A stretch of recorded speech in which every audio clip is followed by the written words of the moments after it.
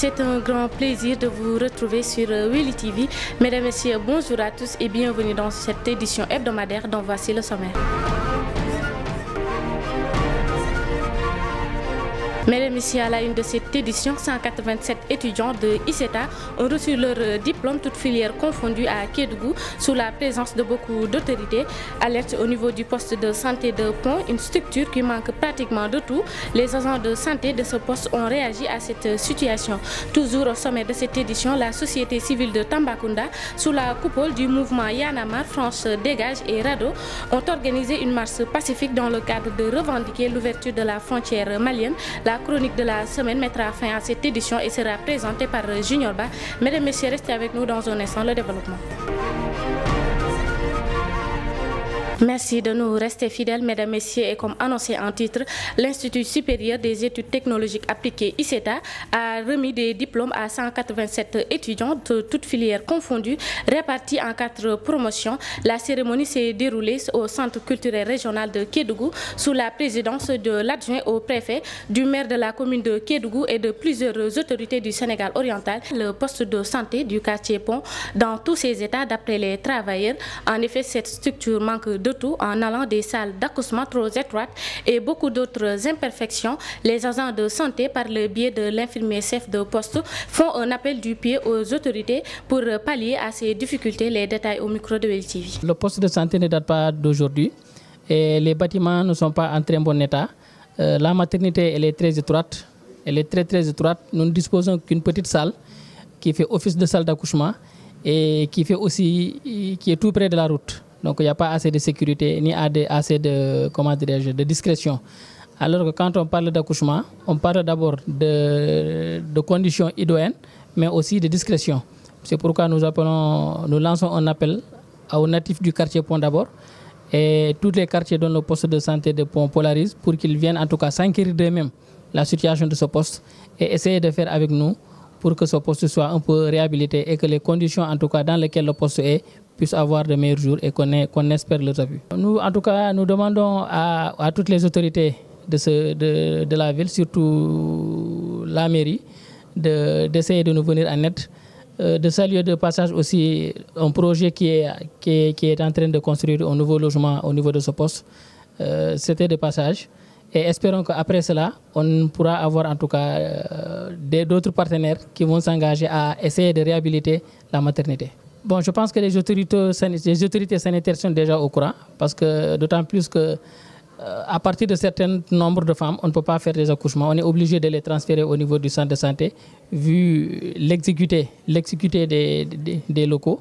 On est obligé de transférer certaines femmes au niveau du centre de santé. Le directeur de la cinématographie au ministère de la Culture et de la Communication, Germain Koli, a été à Tambacounda pour une projection de film d'Ababakar Samb Maharam, à qui le monde de la culture a rendu un vibrant hommage à travers la projection de 2 de ses films au Centre culturel régional de Tambacounda. Je vous propose de suivre ce reportage de Awassar. Monsieur Germain Koli, directeur de la cinématographie au ministère de la Culture et de la Communication, était en visite à Tambacounda pour une projection de 2 films d'Ababakar Samb Maharam. Une occasion toute faite pour lui rendre un vibrant hommage. Je pense que le Sénégal ne peut pas continuer à regarder les autres pays frères célébrer nos cinéastes. Voilà pourquoi, en relation avec l'association Vive Voix, en relation avec la famille de Ababakar Samb Maharam, nous avons retenu, le ministère de la Culture, de célébrer Ababakar en circulant un peu partout dans le Sénégal à travers les centres culturels régionaux pour présenter une exposition sur son œuvre, mais également présenter sa filmographie au public sénégalais. C'est ce qui nous vaut aujourd'hui notre présence à Tambacounda et qui va se poursuivre avec d'autres cycles, avec d'autres classiques comme Sembène, avec d'autres comme les Paulin Soumano Vieira et d'autres cinéastes, en tout cas reconnus. Dans le cadre du réaménagement des salles, des efforts sont en train d'être faits pour promouvoir des films sénégalais, afin qu'ils soient vus un peu partout. Le ministre nous a demandé de travailler à ce que les films sénégalais soient vus un peu partout.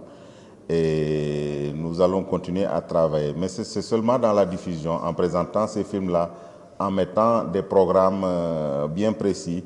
Les centres culturels sont amenés à travailler autour des ciné-clubs. Les ciné-clubs qui seront des espaces où il y aura beaucoup de films qui seront présentés, mais également il y aura une pratique du métier du cinéma avec des professionnels. Le directeur du centre culturel de Tambacounda se réjouit de la visite du directeur national de la cinématographie et salue la projection des films effectués au centre culturel régional. Une projection qui a été le fruit de la sollicitation des habitants de la capitale du Sénégal oriental. Alors vraiment, c'est pour cela vraiment j'en suis très heureux, surtout par rapport à cette projection de ce film, Jom. Projection que quand même aujourd'hui, si nous arrivons à qu'il y ait une tournée, c'est que Tamba l'a sollicité.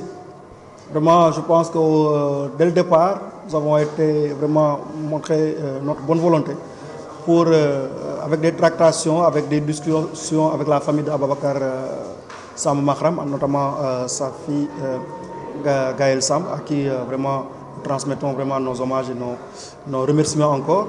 Mais vraiment, c'est des tractations qui nous ont permis, n'est-ce pas, en tout cas, de déboucher sur en tout cas une idée, n'est-ce pas, d'une projection à Tamba, finalement qui est devenue une idée, n'est-ce pas, de tournée nationale. Merci beaucoup à Awa Sarr pour ce reportage ô combien important. La société civile de Tambacounda, sous la coupole du mouvement Y en a marre, France Dégage et RADDHO ont organisé une marche pacifique dans le cadre de revendiquer l'ouverture de la frontière malienne. Cette fermeture a occasionné beaucoup de désagréments sur le plan économique. Ils font un appel au président de la République pour une CEDEAO du peuple. Les détails avec El Hadji Ousmane Tandjigora. La société civile de Tambacounda, le mouvement Y en a marre, France Dégage et RADDHO sont sortis dans les rues ce samedi pour soutenir le peuple malien et revendiquer de façon pacifique l'ouverture de la frontière. Nous portons notre solidarité à l'égard du peuple malien, d'abord qui est un peuple frère. D'abord, et aussi on n'est pas d'accord de l'embargo du Mali dans un contexte où on parle d'une Afrique unie, on parle des frères africains, on parle de la disparition des frontières entre les pays africains. Vous savez que les frontières ne nous portent pas bonheur, nous les Africains. Ça réduit notre économie. Ici à Tambacounda, nous, 75% de notre économie tourne autour du Mali. 9 jeunes sur 10, leur emploi a une connexion directe avec le Mali, ce qui fait depuis la fermeture des frontières avec le Mali, la population tambacoundaise en souffre vraiment. Le représentant des Maliens à Tambacounda lance un appel solennel au président de la République du Sénégal et réaffirme la fraternité qui existe entre les deux pays frères. Si le Mali est sorti dans la crise, là, c'est toute l'Afrique qui est sortie dans la crise. Vraiment, on demande monsieur le président Macky Sall d'aider les Maliens à ouvrir la frontière. Sinon, les gens sont fatigués. Si vous voyez, il y a plus de 1200 camions qui quittent au Dakar pour aller à Bamako, au Niger, au Burkina. Bon, s'il y a Amarco, arrivé à la frontière qui dira, il y a plus de 540 camions qui en gardent là-bas.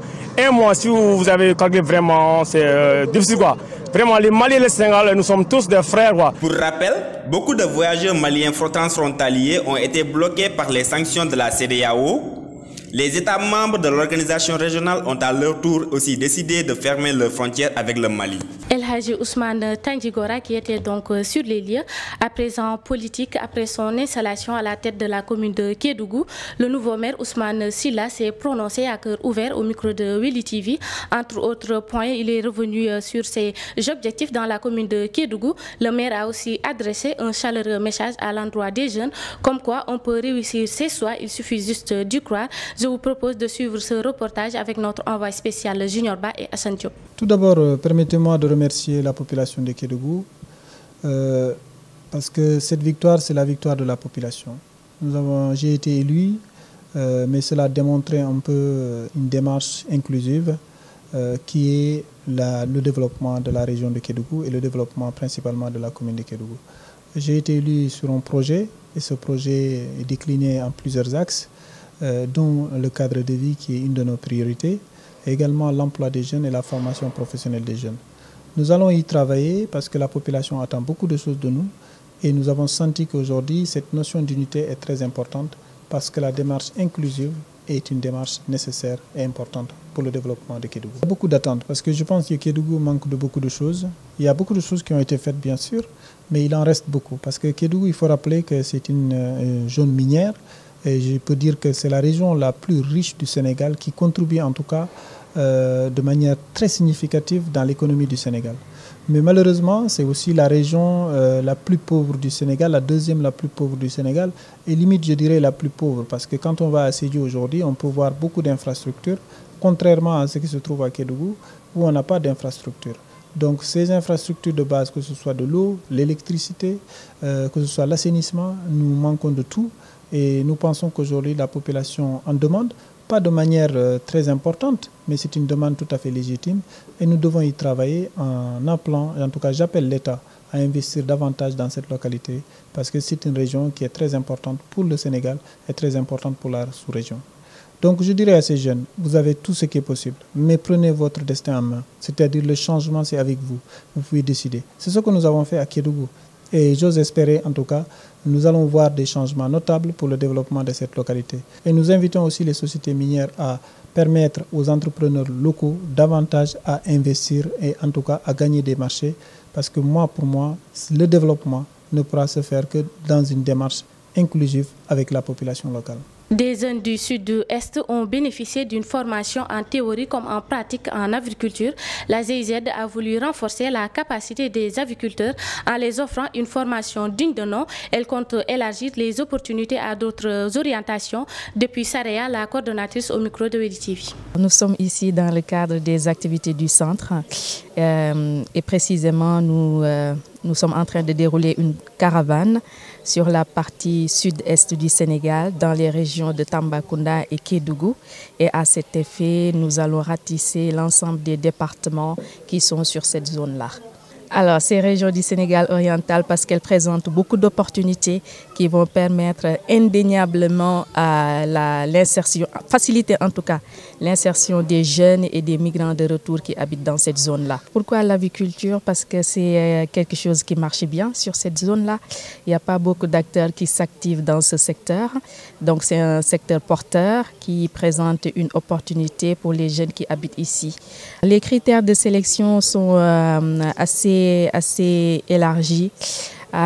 C'est pris en charge par les acteurs locaux parce qu'on intervient dans les régions, mais on travaille avec les acteurs qui sont déjà présents, à savoir l'Agence nationale pour la promotion de l'emploi des jeunes, le pôle emploi entrepreneuriat qui est ici à Saraya. Donc c'est eux qui se chargent de la sélection des jeunes qui habitent dans l'ensemble des communes du département de Saraya. On souhaite vraiment, vu que c'est une session pratique de 10 jours, qu'à la sortie de cette session, ils seront en mesure de gérer leur propre poulailler, de créer des activités génératrices de revenus qui vont leur permettre de subvenir à leurs besoins, mais aussi de subvenir aux besoins de leur famille. À présent, la chronique de la semaine qui s'intéresse sur l'inauguration du nouveau stade de Diamniadio intitulé Maître Abdoulaye Wade avec Junior Ba.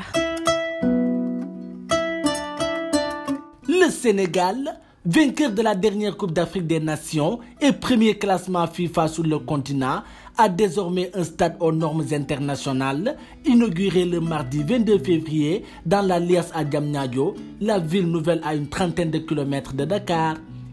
Des milliers de Sénégalais se sont déplacés en bus ou en train pour rallier le stade de 50 000 places qui a reçu le nom de l'ancien président du pays, Maître Abdoulaye Wade. Le choix du nom de l'ancien chef de l'État est un hommage à son parcours multidimensionnel, intellectuel, panafricaniste, homme politique et ancien président du Sénégal. Cette belle infrastructure dédiée à la jeunesse est une invite à poursuivre son chemin vers l'excellence. L'enceinte est la seule homologuée par les instances internationales. La Confédération africaine de football ayant retiré son homologation au stade Lat Dior dans la région de Thiès en mai 2021. Ce nouveau stade a été construit en 1 an et demi par une société turque pour un coût de 156 milliards de francs CFA.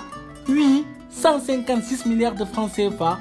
C'est le deuxième plus grand édifice sportif du pays après le stade Léopold Sédar Senghor de 60 000 places construit en 1985 à Dakar.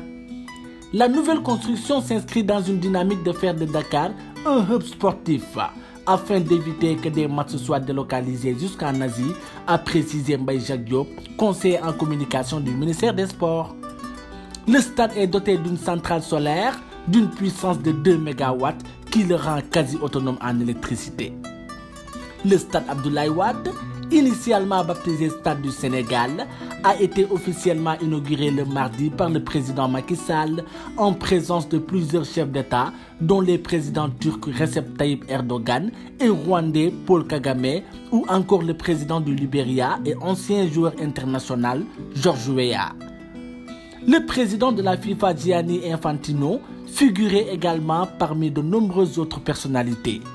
Un match de gala avait aussi opposé des légendes du football sénégalais telles qu'El Hadji Diouf, Kalilou Fadiga et des légendes du football africain comme le Camerounais Samuel Eto'o et l'Ivoirien Didier Drogba. Vive le Sénégal, vive le stade Abdoulaye Wade et vive les joueurs. Merci beaucoup à Junior Ba pour cette chronique. Mesdames, Messieurs, voilà qui met fin à cette édition. Merci de nous avoir suivis et merci de votre fidélité. Merci également à l'équipe technique qui a participé à la bonne réalisation de cette édition. Et l'actualité continue sur weli.info. Rendez-vous à la prochaine pour un nouveau tour de l'actualité du Sénégal oriental.